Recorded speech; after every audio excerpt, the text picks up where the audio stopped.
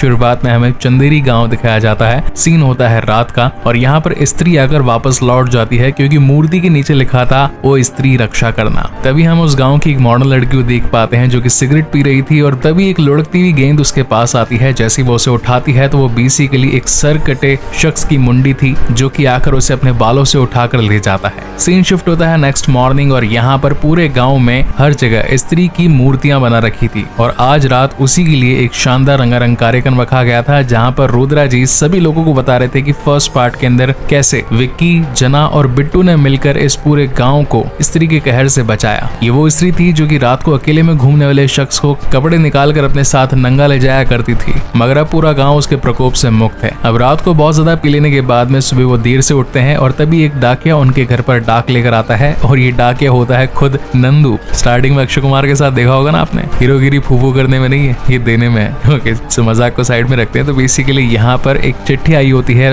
रुद्रा जी के पास में और इस चिट्ठी के अंदर उस चंदेरी पुराण के 66 से 80 पेजेस के बीच के जो फटे हुए पन्ने थे वो उन्हें मिलते हैं। अब इस बार विक्की को श्रद्धा कपूर के विजन्स आने लगते हैं, वो उसे अपने सामने इमेजिन करने लगता है, लेकिन हर बार लोगों से चांटे खाता है, कभी अपने पिता से, कभी दोस्तों से और इस बार तो रुद्रा जी से। और वो बताते हैं कि मेरे पास में अभी किसी ने खत भेजा है जिसके अंदर चंदेरी पुराण के वही फटे हुए पन्ने थे जिन्हें की किताब से गायब कर दिया गया था। और सबसे बुरी बात तो यह है कि इसमें लिखा गया है कि अब आएगा वो। अब वो का मतलब है सर कटा शख्स जिसका नाम है चंद्रभान, जो कि अब इस गांव में स्त्री के चले जाने के बाद लौट आया है। एंड देन हमें विक्की और उसके फादर के बीच में वही पुरानी वाली कॉन्वर्सेशन भी दिखाई जाती है जहां पर वो उसे सेक्स एजुकेशन देते हैं और इसी के साथ ये भी बताते हैं कि जल्दी से शादी कर लो और अगर नहीं करना चाहते तो फिर फ्रेंडशिप कर लो। अब यहाँ पर फ्रेंडशिप का मतलब है ब्रॉथल से जाकर एक फीमेल स्कॉट उठा लाना। एंड देन बाकी के उसके फ्रेंड्स के ऊपर सीन शिफ्ट होता है, यानी कि बिट्टू जिसे हम माकड़े के नाम से भी जानते हैं। तो यहाँ पर वो बहुत ज्यादा खुश हो रहा था क्योंकि माकड़े की एक गर्लफ्रेंड बन चुकी होती है जो बहुत ही ज्यादा हाईटेक और नए जमाने की होती है। सुबह सुबह मॉर्निंग वॉक करती है, कानों में गाने सुनती है और ऊपर से ब्रोथल जाने के लिए जो विक्की के फादर ने पैसे दिए होते हैं वो भी माकड़े अपने पास में रख लेता है क्योंकि उसे अपनी गर्लफ्रेंड को बहुत सारे गिफ्ट्स देने होते हैं जैसे कि टेडी बियर या रोजेस वगैरह, चॉकलेट एंड ऑल थिंग्स। तो यहाँ पर उसकी गर्लफ्रेंड चिट्टी बोलती है कि रात में आ जाना क्योंकि हमें रात को वो वाला काम भी तो करना है। हम सीन शिफ्ट होता है रात में और वो वाला काम होता है सिर्फ और सिर्फ लोरी गा करके सुलाना। अब जहाँ एक तरफ माकड़े उसे लोरी गाकर सुला रहा होता है, वहीं नीचे विक्की अपने हॉलीवुड के गाने सुन रहा होता है। चिट्टी के सो जाने के बाद में जैसे ये लोग निकलते हैं जाने के लिए कि तभी पीछे से चंद्रभान यानी कि सरकटा पहुंच जाता है और अपने आतंक से चिट्टी को उठाकर ले जाता है और दीवार पर खुद की छाप भी छोड़ देता है। अब देखा जाए तो इंडियन सिनेमा के हिसाब से इस बार के जो CGI हैं वो पर्सनली मुझे पसंद भी आए क्योंकि यूजुअली ऐसी मूवीज के अंदर जब भी डराने की कोशिश करी जाती है तो थोड़े बेकार से CGI रहते हैं, मगर इस बार they done a good job. खैर अब तो शोर बहुत ज्यादा मच चुका था तो यहाँ पर गांव के लोग जमा हो चुके थे और इधर उधर ढूंढने लगते हैं कि आखिर चिट्टी कहाँ गई। तभी रोड पर पड़ा शख्स जो कि गांजा फूंक रहा था वो बताता है कि उसे एक सर कटा इंसान ले गया, इसकी हाइट बहुत ज्यादा थी और वो जंगल की तरफ गया है। अब जंगल में चंदेरी का एक पुराना महल भी हुआ करता था और यहाँ पर विक्की पहले भी गया था, इसलिए वो चिट्टी को ढूंढने के लिए अंदर चला जाता है और यहाँ पर उसे मिलती है श्रद्धा कपूर जो कि उसे बताती है कि ये स्त्री की वो कहानी है जो कि पहले कभी रिवील नहीं हुई। तो बेसिकली हुआ ये था कि आज से करीब 200 साल पहले ये जो प्रोस्टिट्यूट स्त्री थी इसने गांव के एक शख्स के साथ प्यार करके शादी कर ली थी। इनका एक छोटा बच्चा भी था, मगर गांव का एक और आदमी जो कि चंद्रभान था उसे स्त्री की प्रेजेंस पसंद नहीं थी, इसलिए उसने दोनों को मरवाने की कोशिश करी, मगर एट द एंड स्त्री को गुस्सा आया और उसने एक बड़ा सा कोयता लेकर या फिर कहेंगे चाकू लेकर चंद्रभान और उसके साथियों का गला काट दिया। और स्त्री की एक छोटी बच्ची भी थी जो कि ये सब कुछ देख रही थी। अब अगर फर्स्ट मूवी के साथ सेकंड वाली मूवी की कनेक्टिविटी बिठाई जाए तो थोड़े से लूप होल तो छूटे हुए हैं क्योंकि फर्स्ट मूवी के अंदर ये बताया गया था कि स्त्री सुहाग रात मनाना चाहती है इसलिए लोगों को नंगा ले जाती है, मगर सेकंड मूवी में ये बताया जा रहा है कि उसकी ऑलरेडी एक बेटी है और चंद्रभान नाम के एक शख्स ने इनका पूरा परिवार खत्म कर दिया है और पता नहीं कैसे ये सारे के सारे खत्म हुए लोग ऑटोमेटिकली अल्टीमेट पावर्स पाकर सर्वशक्तिमान बन चुके हैं और पूरे गाँव के अंदर अपना कहर ढा रहे हैं। खैर जो भी हो, हमें उससे क्या, डायरेक्टर ने जबरदस्त कोशिश करी है हम सभी को पेट भर के हंसाने की, तो हमें सिर्फ उससे मतलब होना चाहिए। अब सेम ही चीजें यहाँ पर रुद्रा जी भी रिपीट करते हैं विक्की और बिट्टू को। अब यहाँ पर बिट्टू बहुत ज्यादा परेशान हो रहा था क्योंकि उसकी गर्लफ्रेंड चिट्टी गायब थी और ये लोग कैसे भी करके चिट्टी को बचाना चाहते होते हैं। मीनवाइल इस कहानी में 2 गाने भी आते हैं बढ़िया वाले और इसी के साथ हमें विक्की और श्रद्धा कपूर की चलती लव स्टोरी भी दिखाई जाती है, मगर वो किसी और के सामने नहीं आती, सिर्फ और सिर्फ विक्की के सामने आती है। और जैसे ही विक्की अपने दोस्तों के सामने श्रद्धा के होने का जिक्र करता है तो वो उसे पागल समझते हैं और कहते हैं कि भाई काम पर ध्यान दे और जितना जल्दी हो सके चिट्टी को ढूंढ ले। इसी के साथ गांव की और भी लड़कियां गायब हो चुकी है तो कुछ ना कुछ तो करना ही होगा। और अब जैसा कि सरकटा इस पूरे गांव से लड़कियों को ले जा रहा था, क्योंकि यहाँ पर स्त्री नहीं थी तो स्त्री की ही मदद से ये सभी वापस आ सकती थी, मगर स्त्री को ढूंढा कैसे जाए। तो लास्ट मूवी के अंदर जिस तरीके से जना स्त्री से कनेक्ट हो गया था तो उसके कुछ कीटाणु मतलब कि कनेक्टिंग पार्टिकल थोड़े से जना के अंदर रह चुके होते हैं, तो इसलिए दिल्ली जाते हैं जना को वापस लाने के लिए। अब यहाँ पर जना बेसिकली भेड़िया मूवी की शूटिंग मतलब कि कह सकते हैं कि भेड़िया वाली मूवी की टाइमलाइन में होता है, जहाँ पर वो वरुण धवन को एक कमरे के अंदर बंद कर देता है, मगर विक्की और बिट्टू को लगता है कि उस कमरे में जरूर कोई ना कोई लड़की होगी और जना उसके साथ मस्ती करने वाला होगा, लेकिन कमरा खोलने पर उसे भेड़िया दिखाई पड़ता है और ये लोग डरकर वहाँ से भाग जाते हैं और जना को झूठ बोल करके गाँव में लेकर आते हैं कि रुद्रा जी तुम्हारे ऊपर एक नाटक रचना चाहते हैं और ये बताना चाहते हैं कि आखिर कैसे जब स्त्री की आत्मा तुम्हारे अंदर घुस गई तो तुमने किस तरीके से उसे हैंडल किया और फिर लोगों की जान बचाई।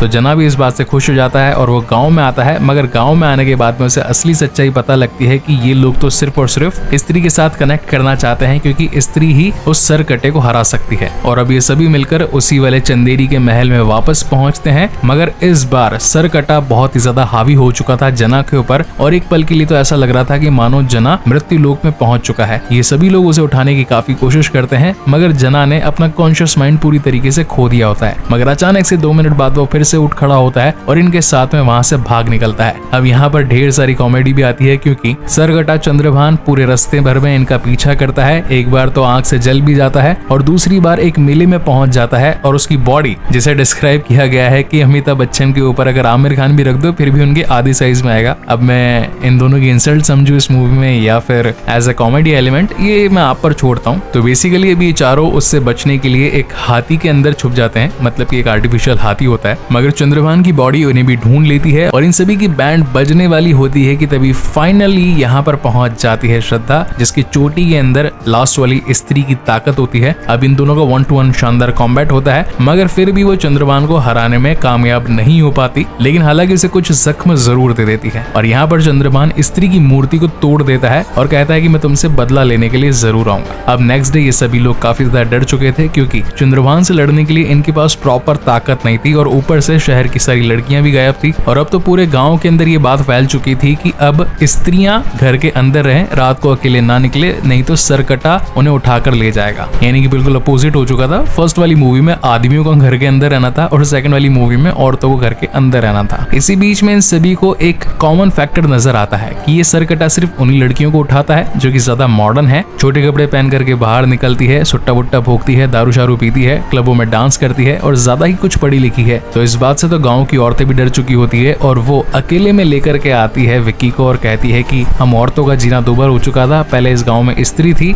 तो हम सर उठाकर जीते थे, क्योंकि आदमी हमेशा उनसे डर कर रहा करते थे। अब तो आदमी हर वक्त हमारे ऊपर जुल्म ढाते रहते हैं, हमारी कोई भी बात नहीं मानते और अब तुम्हें ही इसका हल निकाला होगा। जय विक्की, जय विक्की। अब विक्की बेचारा परेशान, यहाँ पर उसके दोस्त भी उसे सलाह देते हैं। इसी बीच श्रद्धा भी उसका हौसला अफजाई करती है और कहती है कि तुम्हारे पास आंखों के प्यार की शक्ति है। जिस तरीके से हर विलन को हराने के लिए हीरो के पास में कुछ सुपर पावर्स होती है, तो तुम्हारे पास वो प्यार की ताकत है जिससे तुम उस चंद्रभान को मौत के घाट उतार सकते हो। और ये रहा चाकू जो कि उसे हराने में तुम्हारी हेल्प करेगा। मगर अब पॉइंट ये आता है कि चंद्रभान को आखिर बुलाए कैसे। तो अब उस किताब के अंदर लिखा हुआ था कि चंद्रभान काफी ज्यादा अय्याश किस्म का आदमी था, यानी कि दारू शारू पिलाओ, लड़कियां वगैरह नचाओ तो वो आ जाएगा। तो यहाँ पर रुद्रा जी अपनी पुरानी गर्लफ्रेंड शमा के पास पहुंचकर एक प्रपोजल रखते हैं कि हमारे गांव पर एक आफत आन पड़ी है, बहुत सारी लेडीज गायब हो चुकी है, तुम्हें बस हमारे गांव में आकर डांस करना है, जिससे कि भूत चंद्रभान हमारे सामने आ जाएगा और हमारा हीरो उससे लड़कर सभी लोगों को बचा लेगा। तो तुम प्लीज डांस करने के लिए आ जाओ। खैर वो मानना तो नहीं चाहती थी, लेकिन अब इनके पुराने रिलेशनशिप थे तो वो डांस करने के लिए आ जाती है। एंड देन अगेन कहानी में one of the best item number दिखाया जाता है। इस आइटम नंबर के बाद में यहाँ पहुंच जाता है चंद्रभान, जो कि फुल पावर से उनके ऊपर अटैक कर देता है और अपनी मैनिपुलेटिंग पावर से हर एक इंसान को अपने कब्जे में कर लेता है और इंक्लूडिंग शमा को उठा कर ले जाता है। यहाँ पर 2 पैरेलल अलग अलग सीन चल रहे होते हैं। नंबर 1 जहाँ पर विक्की कोशिश करता है चाकू से चंद्रभान का सीना फाड़ कर दिल निकाल लेने की, वहीं दूसरी तरफ श्रद्धा कपूर उस चंदेरी महल में जाकर के लड़कियों तक पहुंचने का रास्ता खोज रही होती, मगर ये दोनों ही कहीं ना कहीं पैरेलली फेल हो जाते हैं। अब जहाँ एक तरफ लड़कियां खतरे में थी, ऊपर से सारे के सारे आदमी भी मैनिपुलेट हो चुके थे और अब तो चंदेरी के अंदर पूरी तरीके से सरकटे का आतंक फैल चुका था और ऊपर से उसे हराने हराने का तरीका भी नहीं मिल पा रहा था कि तभी रुद्र जी को याद आता है कि जिसने मुझे ये पेपर भेजे होंगे जरूर उसे सरकटे को हराने का तरीका पता होगा। तो ये लोग उसी एड्रेस पर पहुंच जाते हैं। अब ये होता है एक पागल खाना जहां पर एंट्री होती है अक्षय कुमार की और वो बताता है कि मैं भी चंद्रभान के खानदान का वारिस हूँ, मतलब कि ये लोग मेरे पूर्वज हुआ करते थे। अगर तुम्हें उसे हराना है तो उसे उसके घर में ही हराना पड़ेगा जहाँ पर ना घुस पाएगा नर न मादा, और जो घुसेगा वो होगा आधा आधा। मतलब कि एक तरीके से एक ट्रांसजेंडर के अंदर घुसवाने की लोग बात कर रहे होते हैं। एंड देन सीन शिफ्ट होता है रात में जहाँ पर श्रद्धा कपूर अपनी ताकतों के साथ में विकी के शरीर के अंदर घुस जाती है और ये दोनों अर्धनारीश्वर बनकर उसके प्लेस पर यानी कि चंद्रभान के सीक्रेट इलाके पर पहुंच जाते हैं। ये जगह काफी ज्यादा वियर्ड थी क्योंकि पेड़ों पर पत्ते नहीं थे, सिर्फ और सिर्फ शाखाएं थी, धरती में लावा बह रहा था और ऊपर से सारी लुगाइयां गंजी हो चुकी थी जिन्हें की चंद्रभान ने कैद करके रखा था। ये वो थी जो कि अपने आप को बहुत ज्यादा मॉडर्न समझा करती थी। अब यहाँ पर कहानी में बहुत ज्यादा फाइट होती है। एक तरफ जहाँ